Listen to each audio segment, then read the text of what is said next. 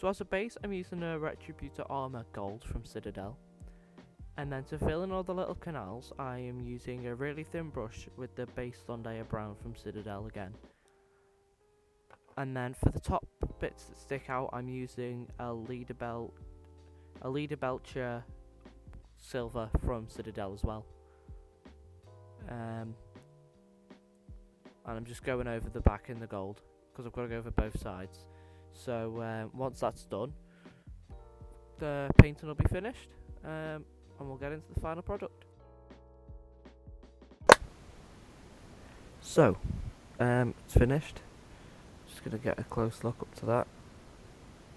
This is what we've got. It sort of fits me. And by sort of, I mean kinda. Like, watch. I can get it in. Look how easily that goes on. Fits, looks good. But I can't get it off again. You're probably thinking, why did I put it on if I can't get it off? I can get it off if I try,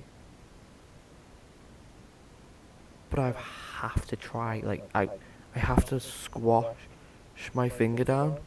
Like, look how tight of a gap that is. It's literally up against it. I have to push my finger down. Hang on, let me get me. I have to push my finger down in order to be able to get it to come out. And it absolutely destroys my fingers. So I'm gonna get an electric sander, I'm getting an electric sander, which comes on Saturday. I'm gonna sand it as far as I can without it breaking. And I'll show you at the start or the end of the next video. Yeah, hope you enjoyed watching. Come back next Friday for the Doctor Strange Ivagimoto video. Bye.